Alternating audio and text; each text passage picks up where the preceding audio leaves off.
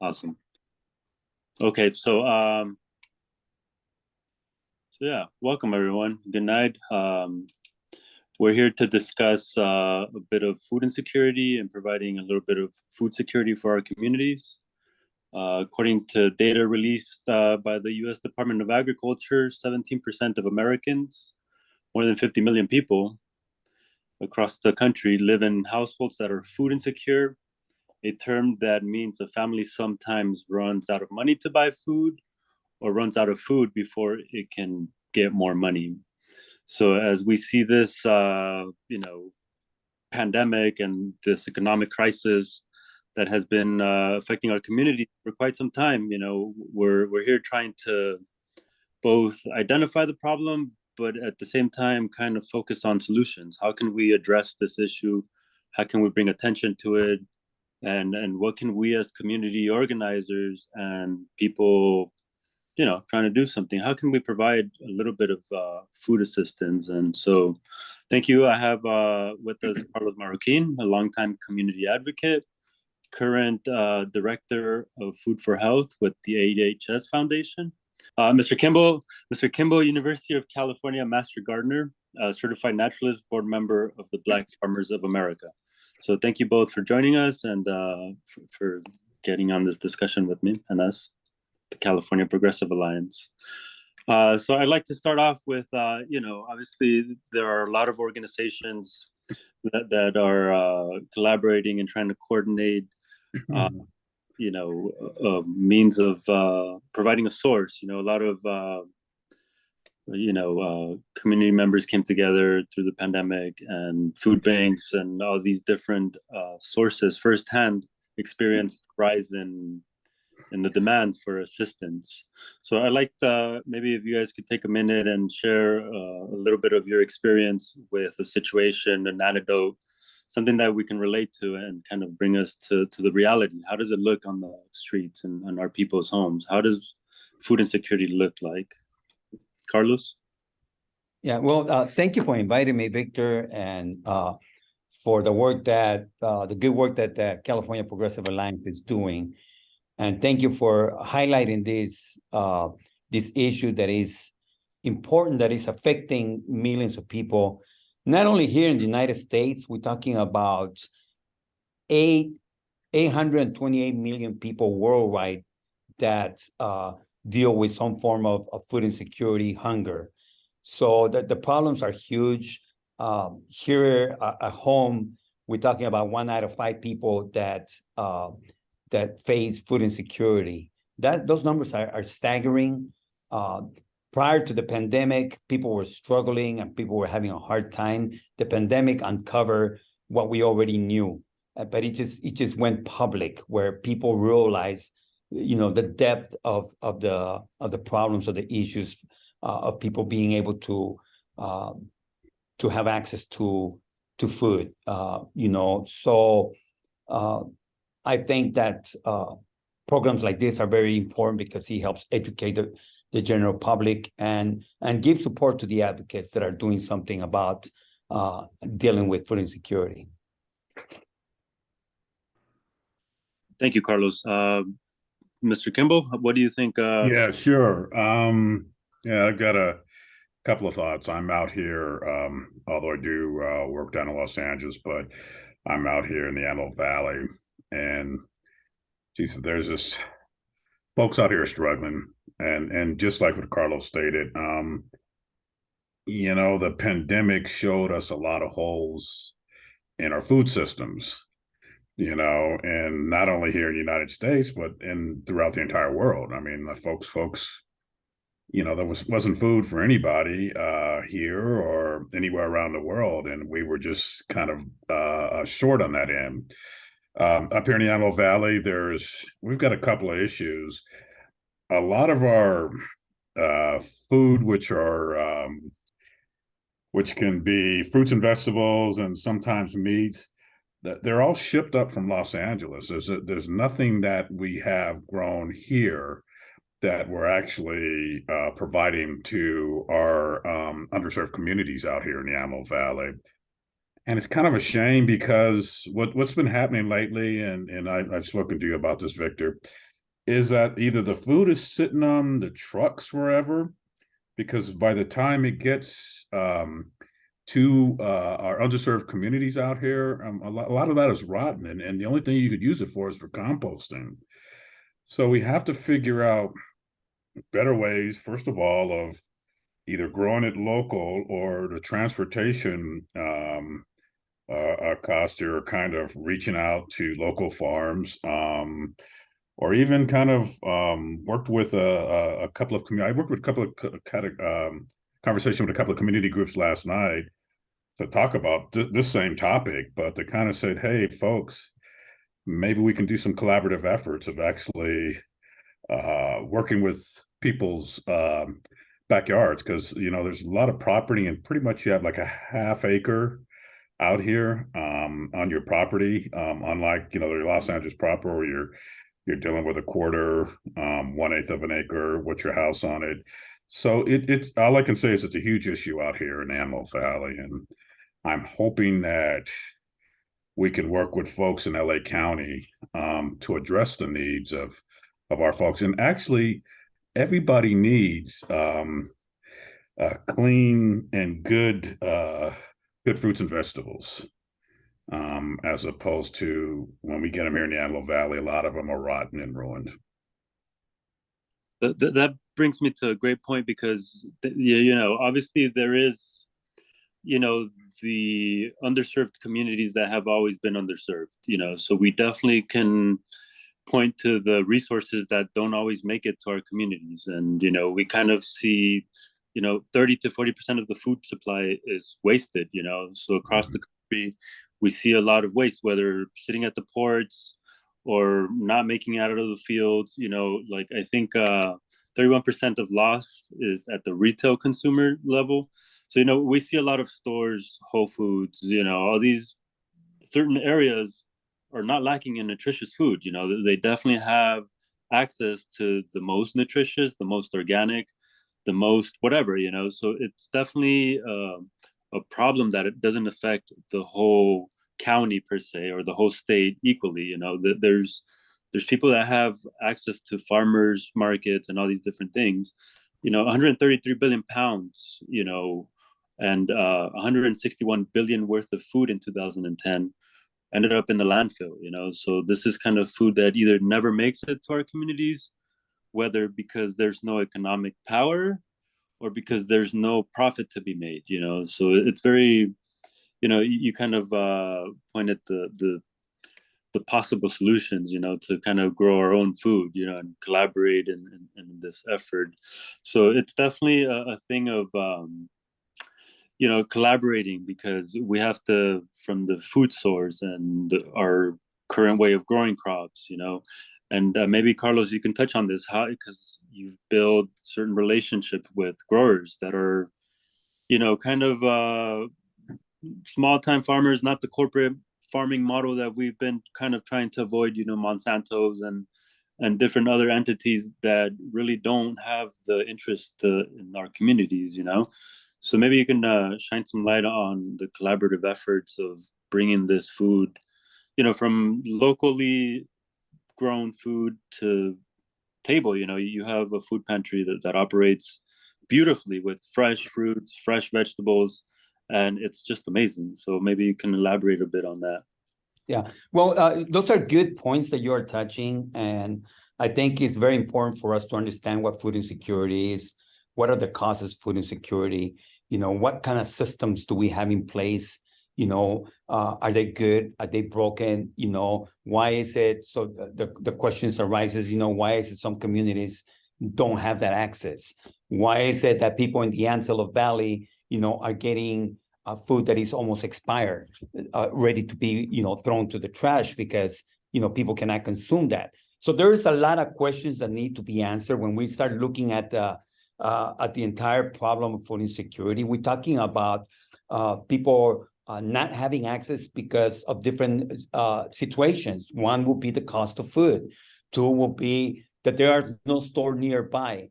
Three will be because they may not be enough profit to be made, so there's very minimal effort. Fourth, there are bad policies in place. We're talking about policies that affect from the federal level, from to the state, to the local level. So these are layers of problems that exist on a system that is not definitely working for everybody. When you look at the food deserts in communities, here in Los Angeles, you'll be surprised some of the food deserts that exist in a major metropolitan area. There are communities that have no access to markets. People literally will have to drive X amount of miles to make it to a store. And that is if they're lucky, if they have transportation. So that raises up other issues. People not being able to get to places where the food is found. You have places like in Puerto Rico where there is no public transportation. So how do the people go to the stores? You're not going to have stores sitting in every corner with, selling fresh products. So the layers of problems on food insecurity are humongous. I'm learning a lot of this stuff, now that I'm able to go to other parts of the country, being able to sit down with community leaders, understanding what the issues are. And it's mind blowing to some of the experiences that communities are facing, just trying to have access to healthy food. Something is definitely wrong when food pantries are giving food that is almost expired. Mm-hmm. That speaks to me of a broken system, because if the only thing that some of these underserved communities, some of the most challenged communities, some of the most vulnerable communities, if the only food that they can get are leftovers, something is wrong with the system. Something is wrong with the system when you have seniors having to spend hours, at a food line trying to get some food for, to bring to their homes. Something is wrong with the picture. Something is wrong with the picture when you have 9 million people, 9 million children in the United States going hungry, going to bed hungry. Something is wrong with that picture. Something is wrong with the picture when you have to make choices between buying food or having to buy medicine because you cannot afford, to buy nutritious food. And by the way, if you are on medication, some form of medication, most of medication, it requires food for you to consume in order to take your medication. A lot of people don't have that privilege to be able to have that. So we're talking about layers and layers of problems. Definitely, it's definitely an onion that once you peel one layer, there's many more to be found. And obviously, as we kind of partake in this endeavor, we find the different sources of these problems, and we kind of question the legitimacy of it. Kind of, you made a great point where if we're handing over the leftovers and kind of wasted, for a long time, food pantries, you get those cans and all these things that are full of preservatives and sodium and, kind of like things that are not necessarily nutritious. To consume proper nutritious food, it has to have the nutrients. If you're just consuming McDonald's, and a lot of these food deserts have a large ratio of fast food restaurants and liquor stores, so we can identify the access, the poorly sourced nutrition. So it's kind of and we can relate to the many issues that come from poor nutrition. It's the leading cause of illnesses, responsible for more than 600,000 deaths per year. So kind of going back to Kimball and his assessment where the Antelope Valley gets, almost done food, food that is good for composting. And so, it's kind of like, how do we provide these nutrient-rich produce, vegetables, and things that are going to benefit our communities and in the long term, everyone, because if we have a healthy community, if we have people that are eating proper nutrition and kind of, have access to these nutritious foods, we're all going to be better for it. So, kind of going into how do we provide these, using backyards and collaborative efforts throughout the state, to not, not shun out the existing farms, but bring them on board. How do we regenerate these soils? How do we consume grow the proper crops? We can't be wasting water and kind of growing an almond with X amount of gallons of water, when it's not beneficial for the rest of the state. So maybe Kimbo, you could elaborate a bit on that Yeah, front. definitely. I also want to bring up a couple of other issues too. Is that, and Carlos brought this up, our transportation system is broken. I mean, just literally. I mean, I had a bad experience on Friday where I had to take public transportation down in the Los Angeles area, but that system is broken. Our seniors can't get around and feel safe on our transportation systems. That they can go to sort, and the other issue is that we don't have any markets in a lot of these areas. So if you've got a broken transportation system, don't have any markets, don't have a lot of farmers markets in some of these areas, we got issues and we got problems. One of the things that I brought up actually last night in our meeting was there has to be also a collaboration, not only with some of our local nonprofits, some of our neighbors, but also with the schools. What's happening is there's a lot of money coming down the pike to green schools, and as a part of greening schools it's what they call the school farmyards, is where you got from garden to plate. So we have to actually put a big emphasis and kind of drill the state on that to say, folks, there needs to be more money for greening of schools and growing stuff in schools and allowing those kids to grow those items. And also, once you grow some fresh organic items in your school, use them in your cafeteria. Figure out ways to do that. Things that we talked about last night truly is we can't depend on the current system. So a lot of folks said, hey, you know what, we want to do some collaborations and start donating our backyards to this program, because nobody's going to help us on the state level. Nobody's going to help us on the county level. We got to take this issue into our own hands. Other issues that's going on is that some of these larger nonprofits that are doing the food giveaways, it's almost like they think that, okay, folks, you better be happy with the rotten food you're getting. There's a huge nonprofit here, and I've gone through their stuff. I think that they just need to kind of work on the distribution point of the food that they're getting, so that they're holding on to it for in their warehouse or their storage rooms. They're literally, when food bank delivers this food, they're holding on to it for 3 days. So there's got to be a better system in terms of timing to get the food out to the people. And another issue that I see, with these cans of food that they give you, it's all filled with sodium. Like most of my people, when I mean my people, Afro-Americans, are diabetics. And that's because they're eating these canned foods because they can't afford a good diet. They're eating these canned foods. So guess what? That's increasing their blood pressure, increasing their diabetes. And that's rampant in a lot of BIPOC cultures around. I know it was rampant in Los Angeles when I was growing up. It's definitely rampant here in the Antelope Valley. So I just think that if we start collaborating with, like I said, schools, neighborhoods, some of these nonprofits, and you know what?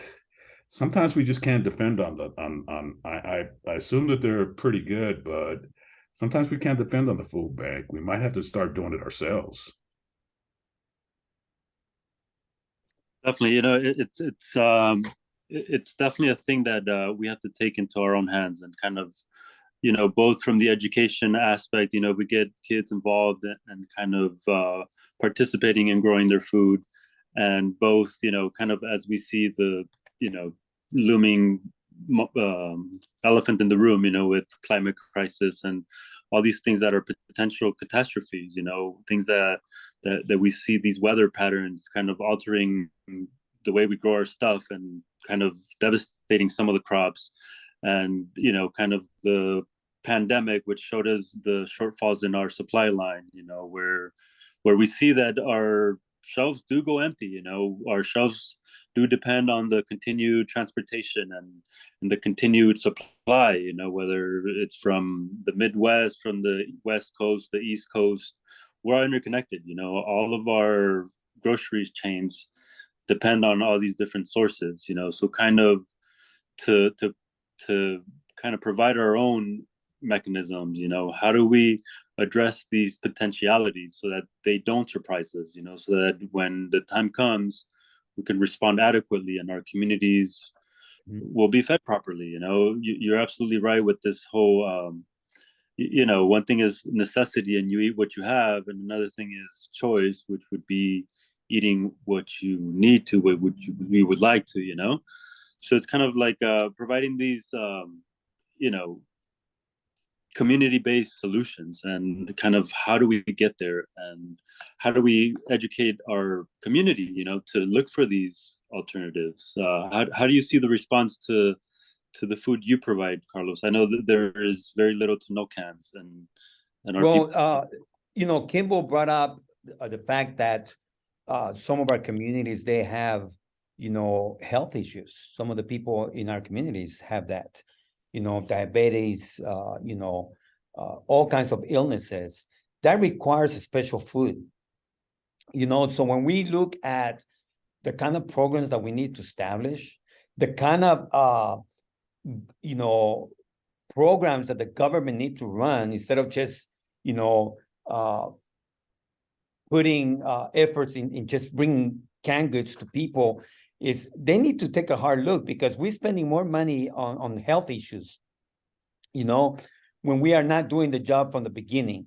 So it starts with understanding that, we have to be able to provide everyone access to healthy food.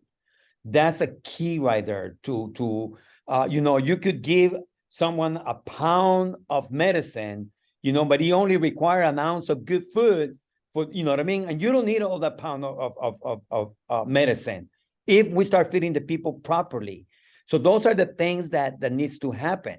We have to be able to make sure that programs that we create are with the mind set that it has to be healthy food. I'm not judging anyone else or any groups or any efforts that some of the people in the communities are doing, trying to feed their communities. I understand it. We have seen what happened during the pandemic. The government was not prepared to feed our peoples. They were not prepared. They reacted, and they didn't even know how to react because they didn't have nothing in place. So that particular phase that we saw when it came to dealing with food and feeding the masses, the government failed. They have failed on policy. They have failed on all these things. So we got to take a hard look. That's one of the things that we're doing here at Food for Health is, we start conducting studies. I needed to understand in depth, what the issues were, what the problems were. Like I go, to some of these communities, and it appears that some of this stuff is done on purpose, because there is no profit to be made in some of the communities. So they're going to concentrate the efforts in richer communities, because that's where the profit is for them. So they're not going to worry about mobilizing good food to those people that cannot afford it, because there is no money to be made. So we got to take a look at all those things. So what we are doing here at Food for Health is we are collaborating with some of the local farmers. We actually, some of the contracts that we are setting up are contracts with small businesses. We want to make sure that small businesses are lifted as we try to create these programs to help the people. We just saw right now there are mergers that are trying to take place between big corporations trying to control the food. So to me, those are red flags that continue to be lifted, because they are not looking out for the best interests of the communities, especially the most vulnerable communities. So it's up to us. So with that in mind, we're trying to create programs that bring healthy food to communities. So here in the Westlake area, the Union Pico district of Los Angeles, We have our food. We call it a community farmers market. We buy the food directly from the farms. And by the way, I look at the cost of food right now in the supermarkets, and it's beyond belief how much money these corporations are making, and creating circumstances that really don't exist. For example, they tell us that the reason why they have to mark up the prices is because the cost of transportation. Well, lo and behold, we buying X amount of food from the farms. Mind you, these are small business farms. They're able to provide us when we buy this amount of food. They don't charge us for the transportation, so there is no cost to that.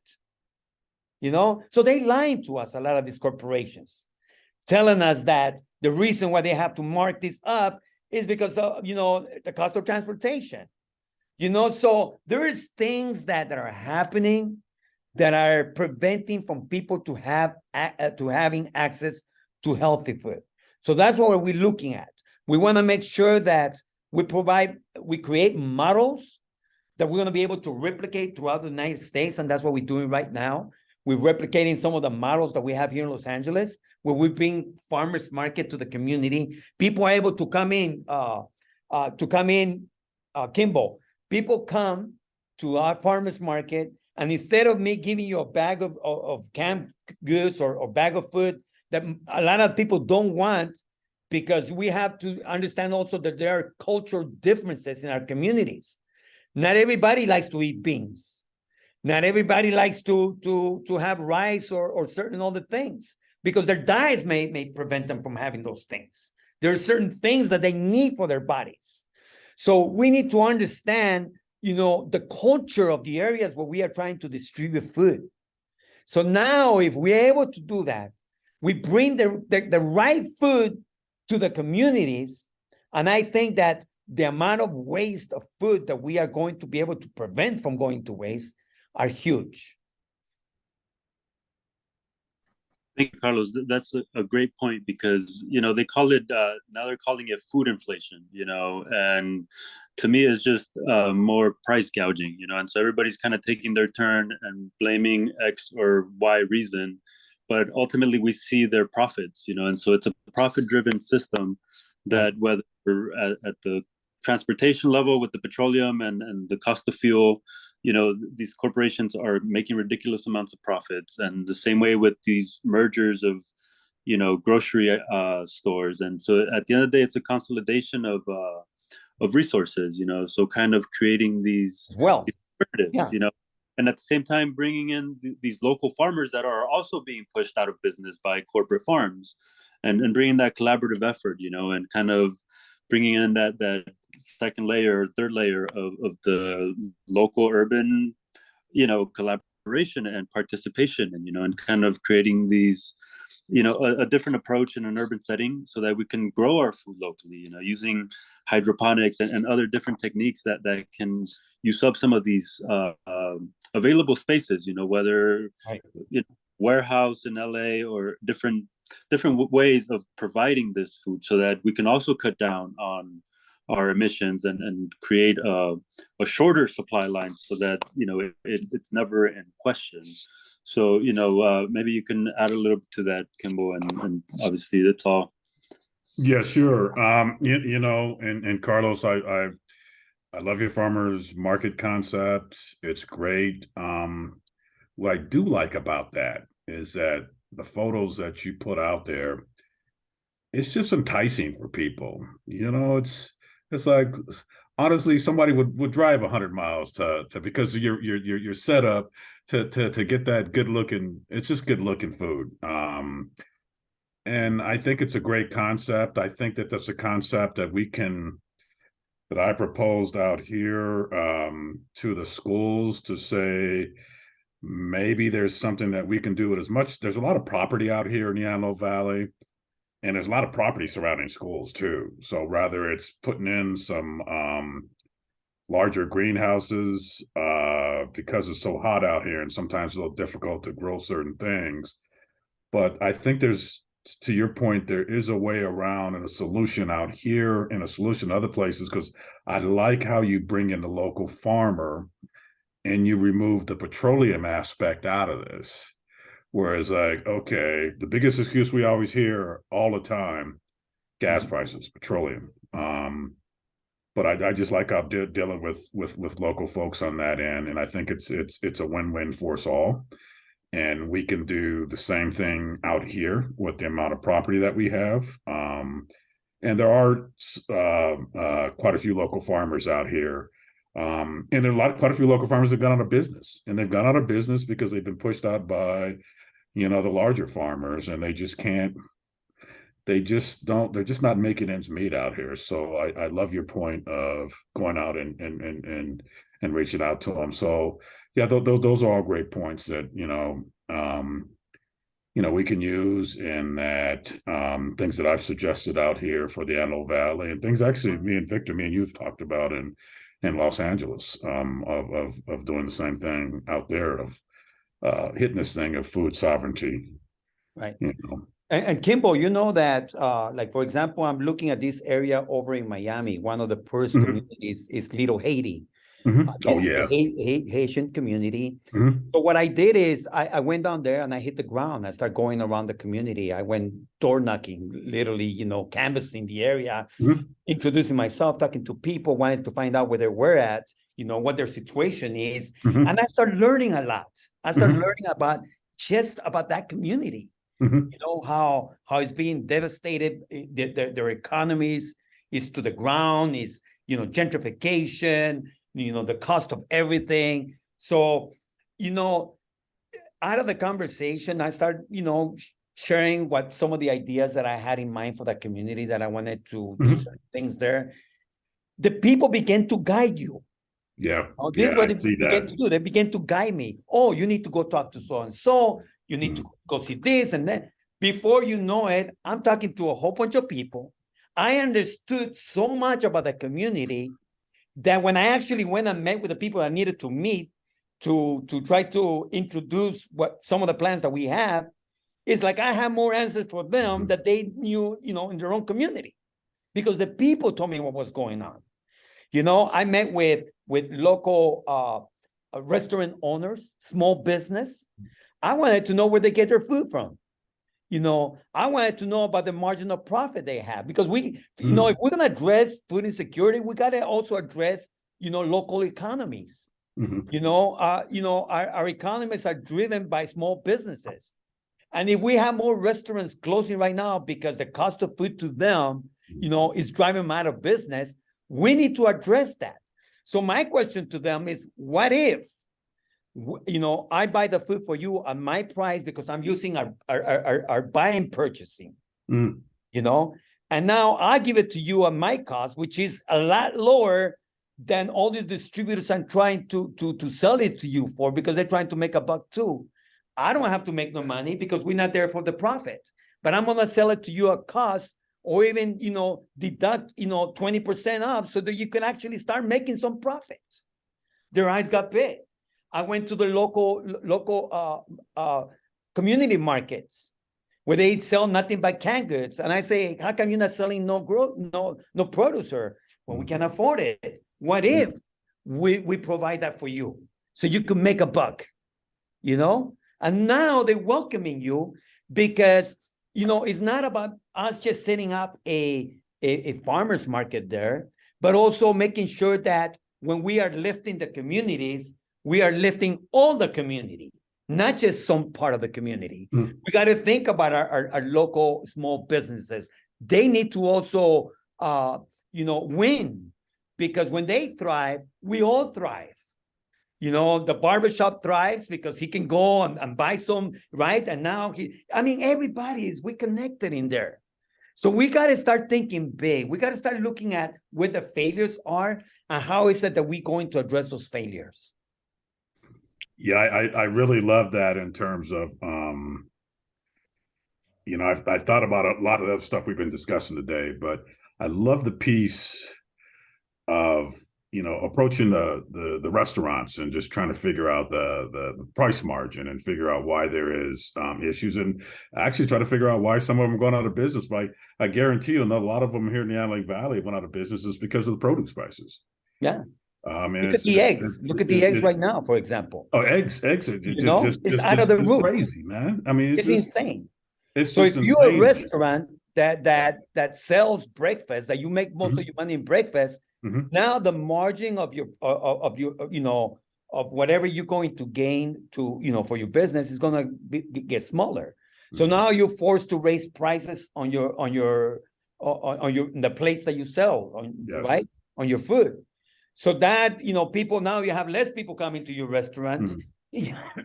Never mind the employees, they're not going to get no raise because you can afford it. So see, that's what we start looking at, how that system is broken in itself, and everybody's trying to just make the buck so they can survive. But I think that if we have programs like the stuff that you push for, to educate the public into being able to grow your food, using the schools for to teach people how to garden, how to plant their food and stuff. I think it's a combination of things that need to happen, but all of us should be able to bring these ideas to the table. And we should be able to demand having meetings with our local officials, and not being I don't approach them aggressively. I want them to succeed, because if they succeed, our community succeed. So my approach to them has always been, how can I help you? What is it that I can do, you know what I mean, to help you bring good programs to our communities, to your district? Now I got their attention because they want to look good. Oh yeah, that's without a doubt on that. And another great point, real quick, that you brought up is that getting out in the community, knocking on doors, and I guarantee you the stuff I've done over the last couple of months here, they've actually directed me about what they want as it pertains to horticulture, agriculture, and food in the area. So it's all about kind of getting the community engaged in what you're doing and listening to them. Yeah. Those are great points, because I think that we collectively, if one person is not well, then we're all not well. So as we come to terms with the greater good of the community being great and good for myself, we look for ways to have our community be well and thrive. No longer survive, because surviving has been our something that we look up to and kind of admire, because we're resourceful, we're resilient, et cetera, but the resources are there for us to thrive.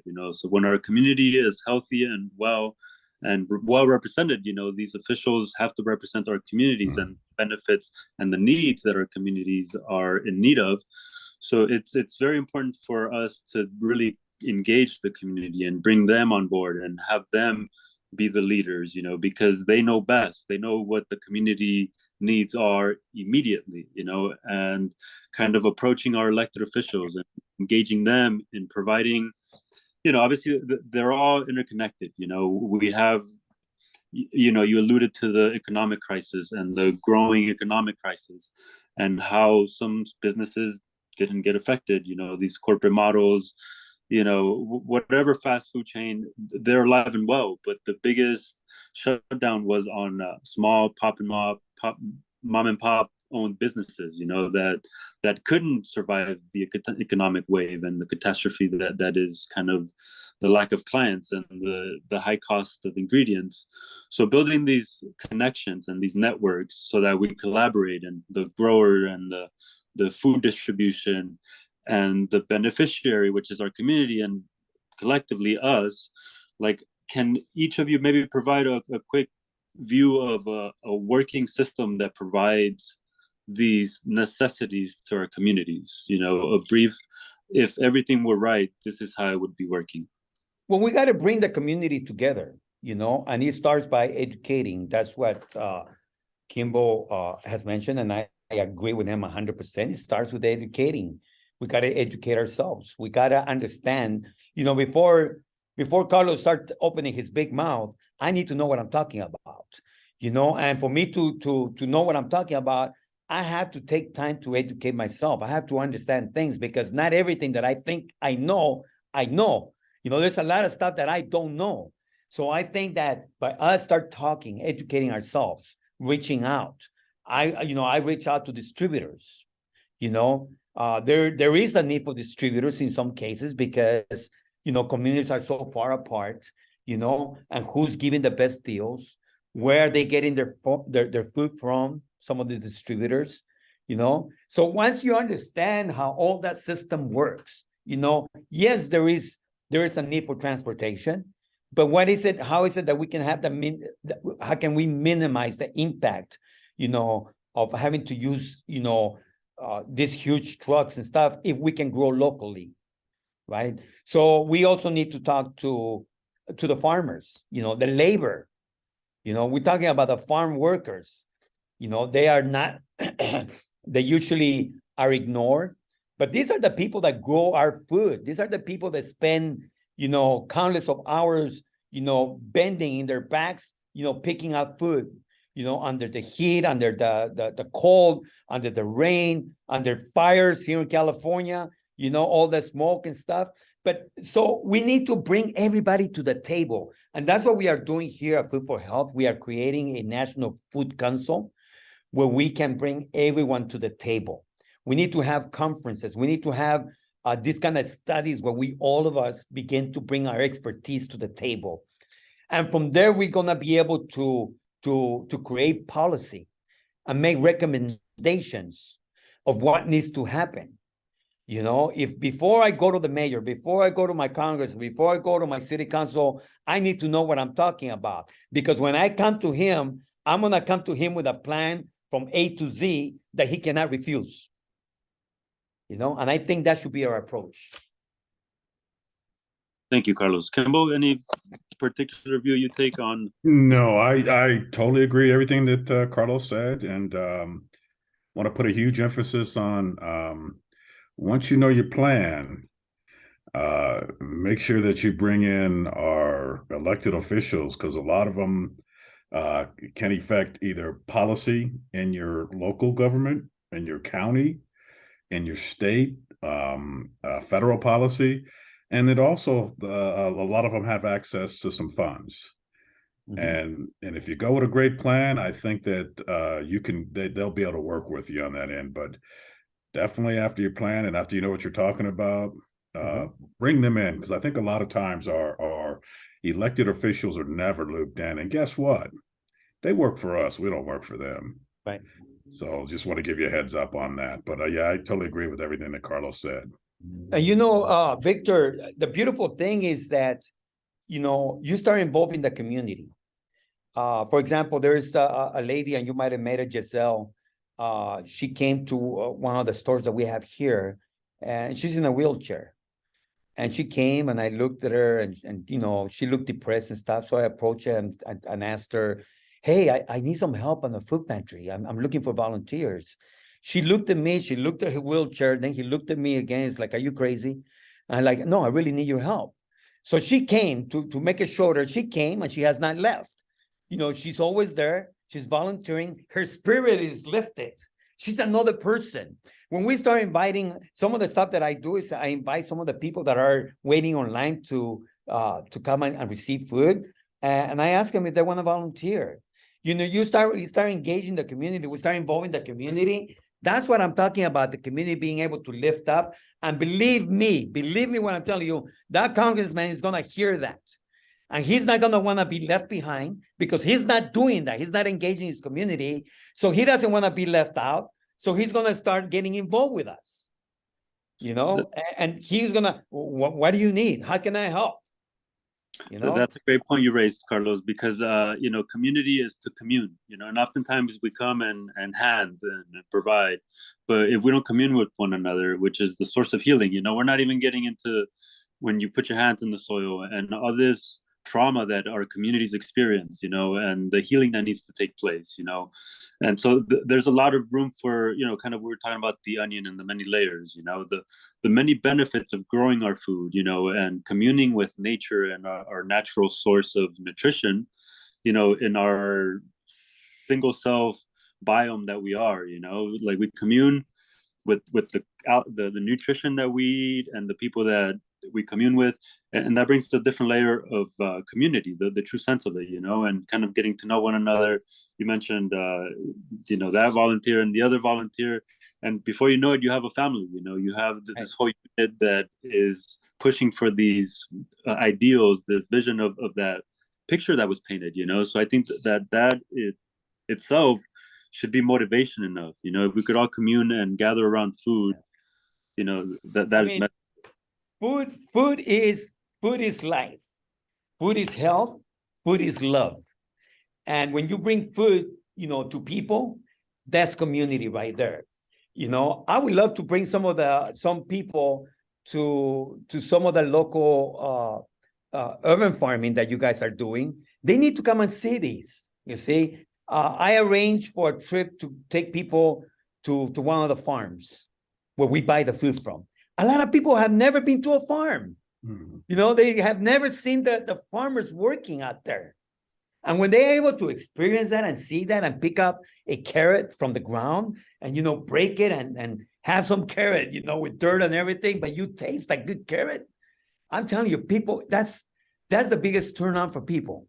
People all of a sudden, they begin to appreciate good food. And this is what I'm talking about, connecting the dots. Definitely. Well, I'd like to thank you both. I think that this is a great discussion that only opens up the door for further discussions, because as we continue to address many issues that our communities face, we're definitely going to continue to address the nutrition that our community needs, and the medicine that's necessary for that true healing and the true progress, that we collectively need. And so I'd like to appreciate both of you and thank you guys for joining, and look forward to further discussions. Thank you, guys. Thank you. Thank you both. Appreciate y'all.